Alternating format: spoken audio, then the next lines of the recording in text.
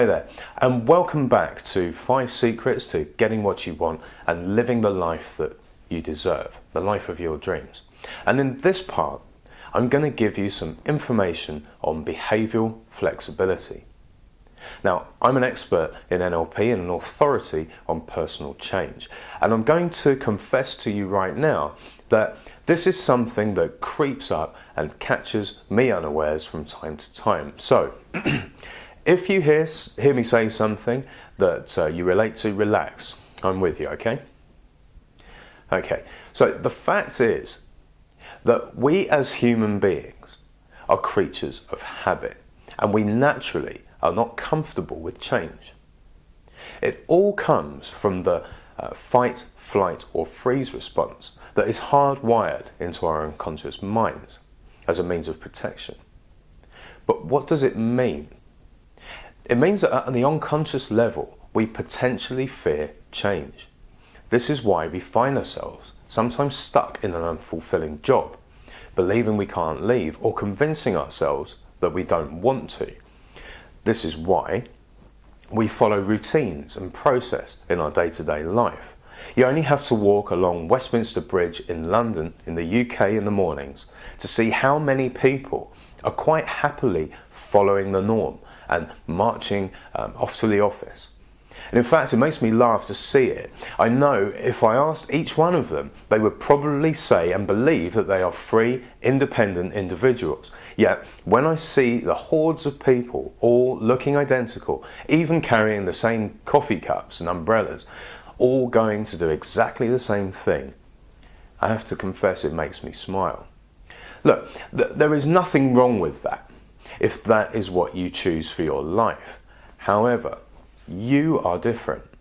And how do I know this? Because you're watching me right now.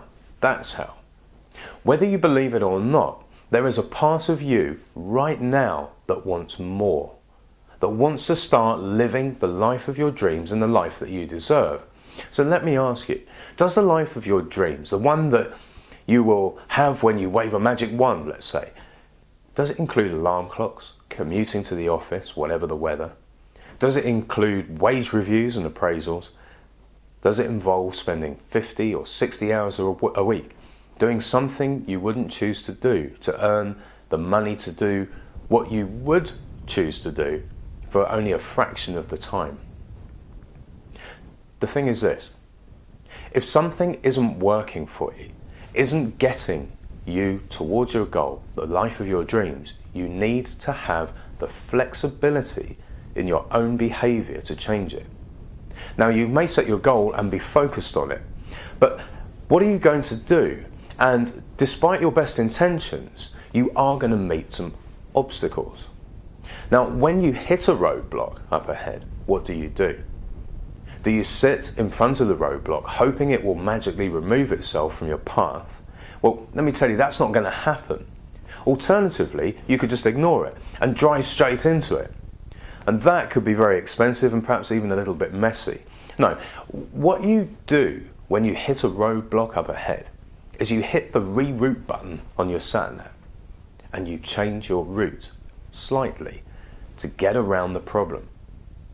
Now, if you know your outcome, then all that happens is the route to getting there is slightly different to that which you had originally planned. And if you're using your sensory acuity, it's like tuning in to the traffic news and getting a heads up before you come to the problem, so that you can reroute without any hold-ups at all. Now, this requires flexibility, knowing you may have to reroute sometimes and accepting that now, and that there's nothing to fear if you have to reroute, because you're still heading towards your goal, and that's a good thing.